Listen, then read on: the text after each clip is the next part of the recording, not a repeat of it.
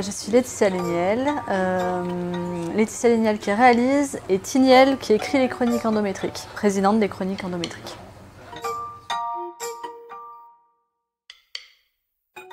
On a essayé, enfin j'ai essayé dans ce scénario où on a quand même 9 versions d'ailleurs de scénario, d'expliquer toute la vie, en fait, toutes les conséquences possibles d'une femme atteinte d'endométriose.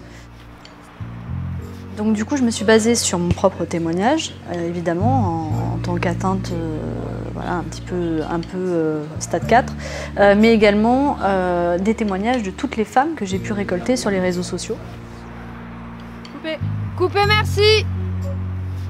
C'est pas ma préférée, mais on l'a. Là, on y est. On a le combo, on a la figuration, on a les gens qui se rencontrent, les techniciens qui commencent à bosser ensemble. Et puis les 3 premières séquences, qui ne sont pas des moindres parce que c'est la séquence de début, la séquence de fin qu'on va tourner aujourd'hui. Voilà. Vous avez une endométriose. Eh bien, je pense que c'est une maladie. Compliqué. Il y a définir l'endométriose dans l'absolu et la définir pour moi, ce qu'elle est pour moi en fait. Parce qu'elle est forcément quelque chose pour moi et pour moi, ça n'a pas forcément été tout le temps très bien. Donc... Cela va changer votre vie. Vous avez le choix entre 2 options. Soit une ménopause artificielle, soit un bébé. Alors il y a des choses qu'on connaît bien, c'est les cancers, tout ce qui est cancer de l'utérus, des ovaires, du col de l'utérus.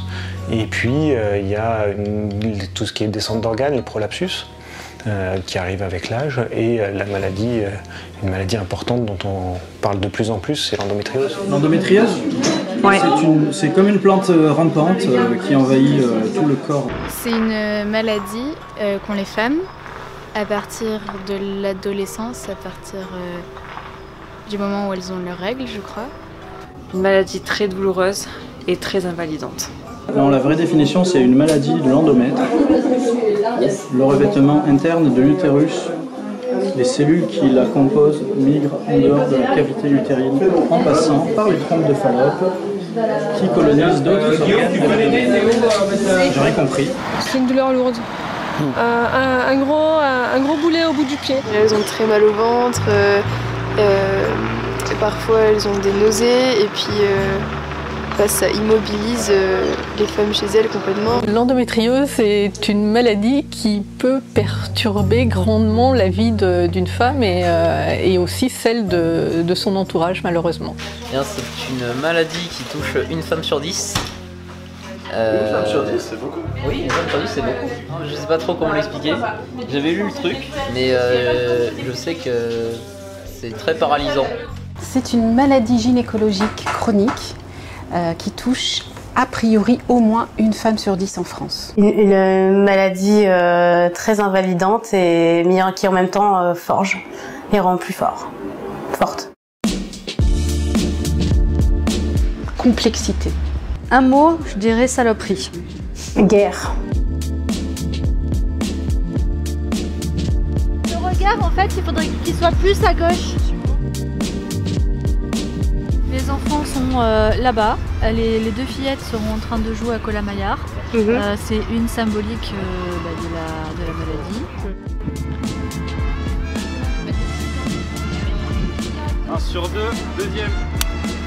Action. On passe au plan suivant. Alors non, remets-toi un peu droite. Alors maintenant par contre, va falloir régler justement les modes et Juliette.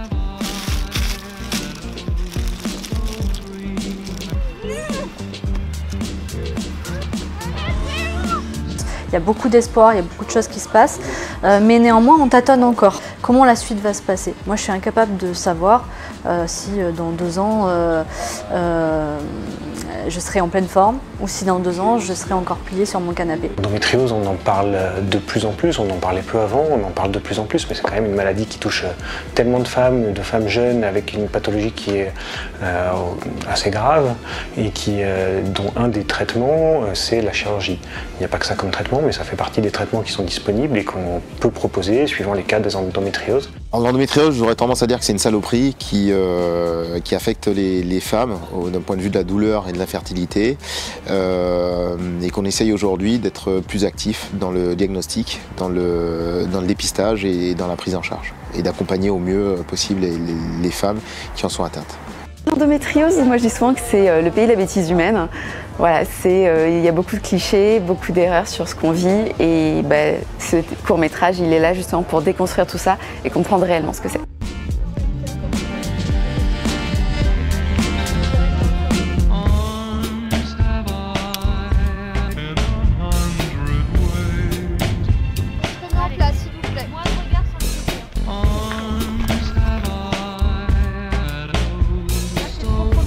Allez, on enchaîne. Il y a tellement d'interdictions, notamment dans le régime alimentaire, que là, on se fait plaisir. Déjà, je pense qu'en temps normal, quand on n'a pas forcément de restrictions alimentaires, c'est un plaisir de prendre une pâtisserie. Et puis, il y a un petit clin d'œil aussi de la religieuse au chocolat, parce que c'est ce qu'un brancardier m'a offert quand j'étais hospitalisée. Elle est parfaite, en fait, la première.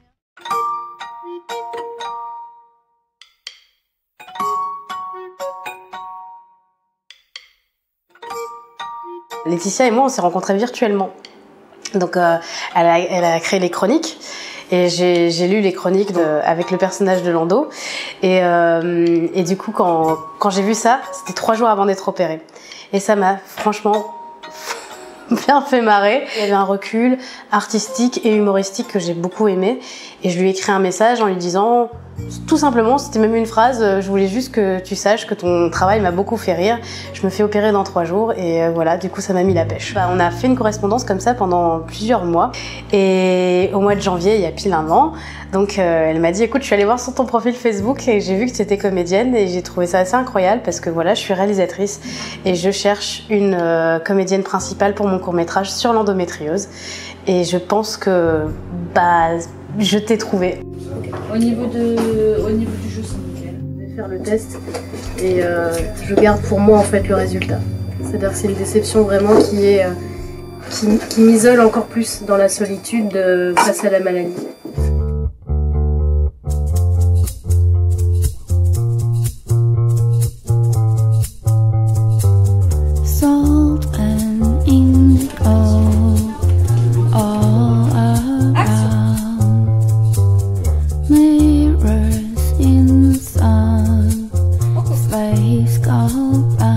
L'association Endomind existe depuis 5 ans à peu près et a pour vocation de mieux faire connaître l'endométriose, d'améliorer la prise en charge de la maladie et encourager et développer la recherche. On a ouvert une porte en parlant de l'endométriose sur l'aspect principalement de l'infertilité, des difficultés à concevoir, etc. etc. Et ce spot va nous permettre d'aller un petit peu plus loin dans la description, c'est-à-dire connaître un petit peu mieux le vécu au quotidien d'une personne malade, les difficultés que la femme peut rencontrer dans sa vie professionnelle, dans sa vie amoureuse, dans sa vie sociale, etc. etc. Donc c'est décrire un petit peu plus précisément cette maladie. Panneau au bas.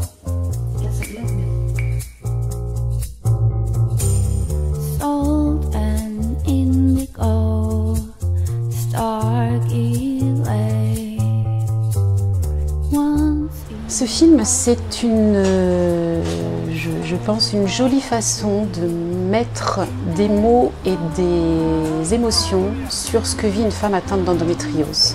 Mettre du sens, mettre des mots, et vraiment j'insiste sur les émotions, là où aujourd'hui il y a encore un gros point d'interrogation. 29 sur 1, 3e.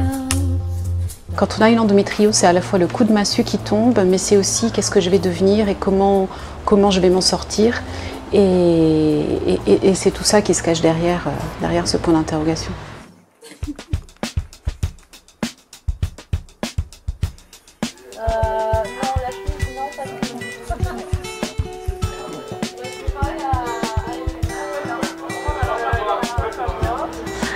Alors l'émission d'Endo France, c'est soutenir, informer et agir.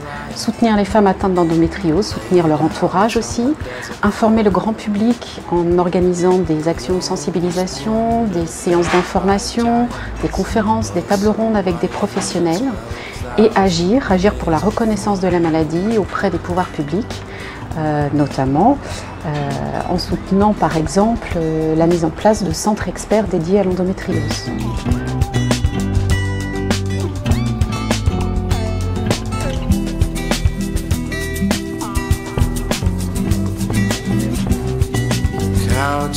Close as a lion, faces the sunrise with a heart of stone, keeping watch for a colossal scorpion, will strike you down with a single blow of its tail. Cette maladie, elle n'est pas si récente que ça, c'est une maladie qui a été décrite dès la fin du 19e siècle.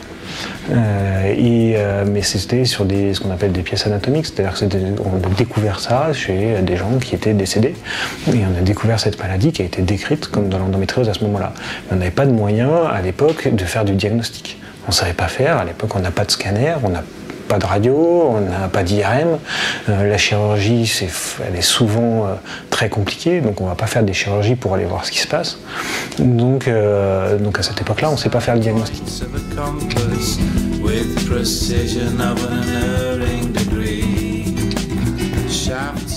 Pas que les femmes qui sont atteintes d'endométriose, qui vivent des choses difficiles, c'est les personnes qui entourent la personne qui a une endométriose.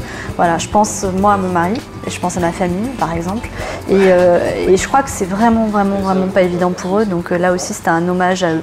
Il y a plein de maladies, ça fait partie des maladies chiantes et parfois invalidantes.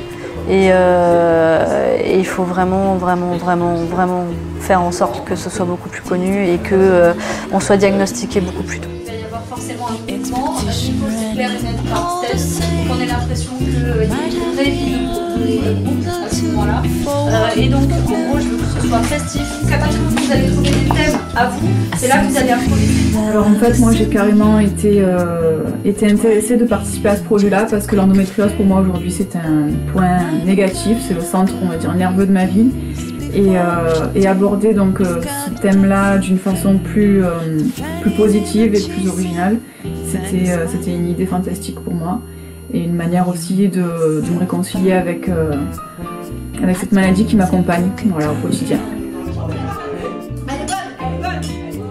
Le mot endométriose, depuis 2 ans, on en entend énormément parler dans les médias, donc les gens percutent aujourd'hui, ils savent qu'ils ont entendu ce mot-là, mais de là à dire c'est autre chose qu'un problème de fertilité ou un problème de règles douloureuses, c'est là-dessus qu'on a besoin de faire connaître davantage la maladie. Je pense qu'avec toutes les dernières campagnes de sensibilisation, il y a eu pas mal d'articles dans des journaux, dans de la presse féminine, dans des grands quotidiens.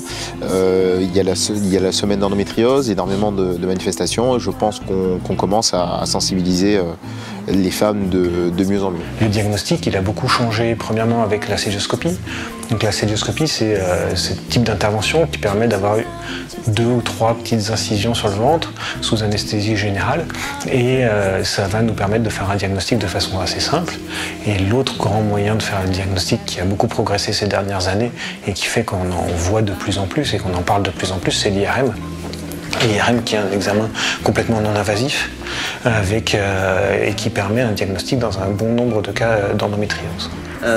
Trottinette qui arrive et qui heurte Marion qui sort. On a de la vie, on a des gens qui prennent le taxida en figure.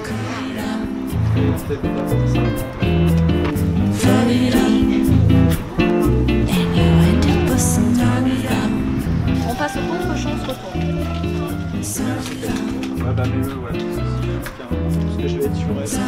N'oublie pas, pas le côté désespéré, plutôt le côté maternel, plutôt courage. Allez, courage à vous. C'est bon? Allez, moteur demandé.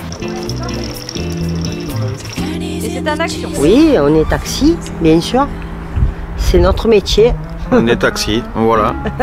Le travail roulé. Les patients sont fatigués, les patientes notamment, sont très fatiguées. Et donc c'est important qu'on soit là, voilà, pour les accompagner parce que c'est une maladie qui est très pénible.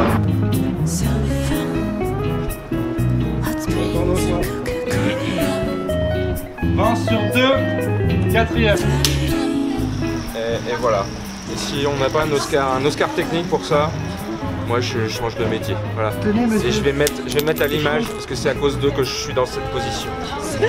Voilà. Mon pauvre. Et puis en plus il reprend son pourboire là. Je te paye un café. Ouais, c'est ça, je bois que du thé.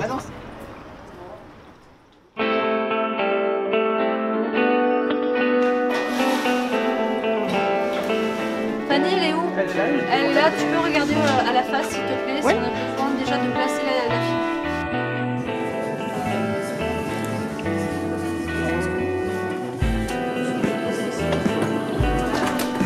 Non, en fait, tu es concentré, t'en as ras-le-bol de voir un nouveau médecin.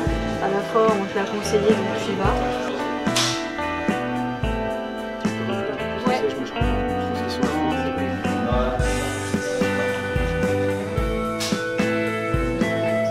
Il y a un truc qui me tient à cœur, c'est le rôle des proches dans l'aide auprès des patientes atteintes d'endométriose. Il y a quand même beaucoup de patientes atteintes d'endométriose qui ont besoin de soutien, qui ne peuvent pas gérer ça toutes seules parce que c'est compliqué, c'est lourd. Et elles sont aidées souvent par leurs conjoints, par leurs parents, par des proches comme ça qui les aident et les soutiennent. Et je pense qu'il faut qu'on en parle plus de ces gens qui sont là et qui les aident parce que c'est lourd pour eux aussi à gérer et à prendre en charge. Ok, on coupe. Je trouve ça fabuleux que des médecins jouent dans le film, qu'ils aient pris de leur temps aussi pour accompagner cette fiction, parce que finalement justement c'est pas de la fiction. L'un va jouer son propre rôle de médecin, il va raconter aussi son quotidien, ce qu'il vit lorsqu'il reçoit des femmes dans son cabinet, et l'autre prend le rôle d'un conjoint. Quand on fera le plan sur Pascal, il faudra qu'il regarde où. Puis on découvre un autre monde, un autre milieu, et c'est vrai que participer à un tournage, c'est quand même une chance de voir autre chose, mais on a fait venir aussi nos enfants. Et c'est un mélange parce qu'il n'y a pas d'un côté que le professionnel, que le privé, que les patientes, et puis les différentes facettes des vies s'entremêlent, et c'est ça, c'est la vie. Action.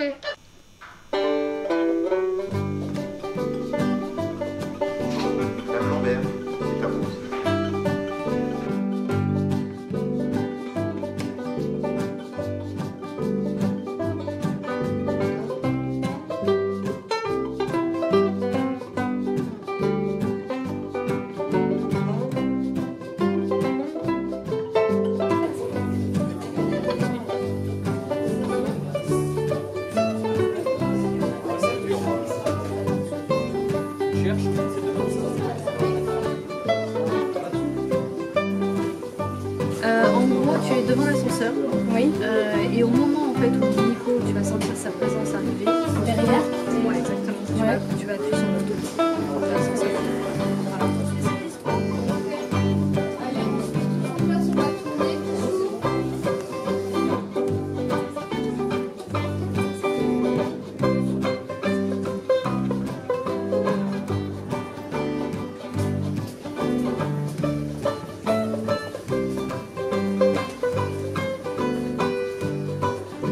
Elle appuie, ouais. Et on la prendra sur le plan après, quoi.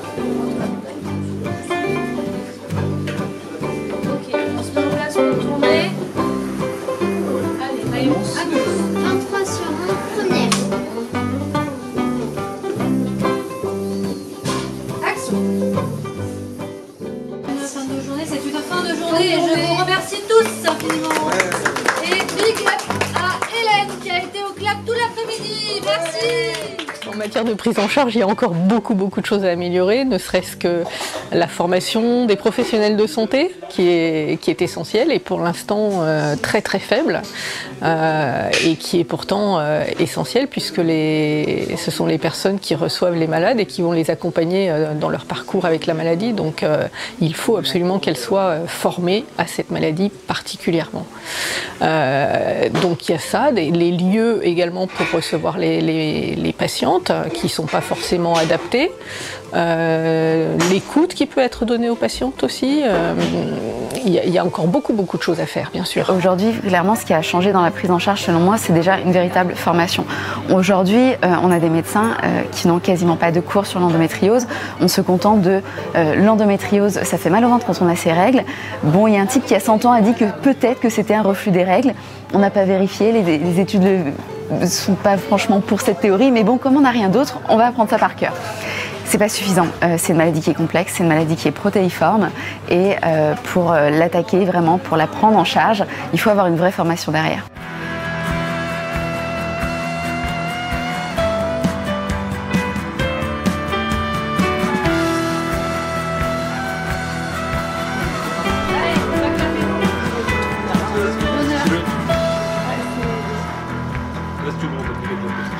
Donc, 28 sur 2,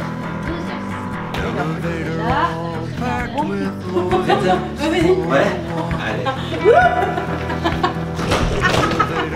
Vas-y, y'a pas de raison, y'a pas de raison. Allez. Deuxième. C'est mauvais boulot, ouais. Il y a vraiment un lien entre les patients et les brancardiques. On fait pas de soins, on n'intervient pas avec eux en fait. Nous on est là juste pour les promener. Donc c'est comme un chauffeur de taxi super cool. Tu veux m'aider, tu fais rien. Non, mais regarde. Regarde, oh c'est beau, c'est orange.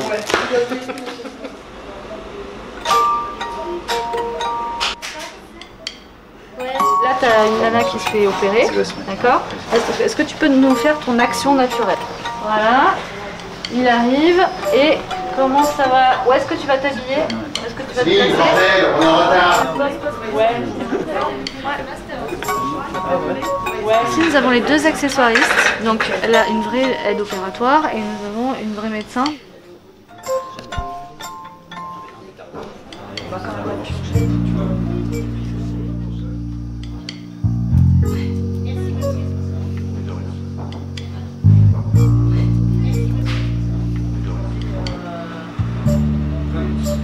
« 25 sur 3, première. » Action. C'est bon, on peut assiser. Pour celles qui ne savent pas ce qu'elles ont, je dirais écoutez votre corps, faites-vous confiance. Si vous avez des douleurs qui sont invalidantes, c'est pas normal, il faut en parler, il faut briser ce tabou. Vraiment, ça c'est très important. Pour celles qui le savent déjà, que la maladie ne nous définit pas forcément, qu'on peut aller au-delà de ça, que du coup c'est ce que je disais tout à l'heure quand tu me disais un mot qui définit l'endométriose, c'est une guerre. Donc on peut pas forcément la gagner, mais on devient des guerrières. Moi ça m'a apporté beaucoup de choses positives, beaucoup de rencontres et ça a permis vraiment de me recentrer aussi dans mon travail et de faire des choix par rapport à ma santé et aussi par rapport à ce que j'avais envie de faire et d'y aller et de foncer et de pas attendre. Parlez-en simplement, il n'y a pas besoin de dissimuler les choses. Au mois de mars dernier, donc mois de la sensibilisation, j'ai commencé à avoir non plus seulement des personnes atteintes qui avaient des doutes et me contactaient, mais des proches qui me disaient je pense que je connais quelqu'un qui est en endométriose, qu'est-ce qu'on doit faire? Et ça c'est le fruit de tout ce débat qui a été ouvert. Et plus on sensibilise les gens en général, et plus on a une population qui est alerte face à cette maladie, et donc des gens qui vont consulter plus tôt. Les professionnels s'organisent. Essayer de s'organiser, de monter des centres avec de nombreuses initiatives nationales pour améliorer le diagnostic, la prise en charge et l'accompagnement. Même si ça paraît compliqué, même si l'endométriose c'est quelque chose de très complexe, de très lourd à vivre au quotidien, il faut vraiment garder espoir. Espoir parce que quand on est bien orienté, quand on est bien diagnostiqué, bien pris en charge, on peut tout à fait vivre correctement avec la maladie. On peut éviter qu'elle ne se développe trop, on peut éviter d'arriver à des chirurgies complexes. C'est vraiment que la femme atteinte d'endométriose sache qu'elle n'est pas seule au monde, sache que malgré la complexité, voilà, derrière il y a des gens qui œuvrent au quotidien pour toutes les aider, que ce soit des professionnels ou des associations. Et vraiment, le mot espoir, c'est ce qui me tient le plus à cœur.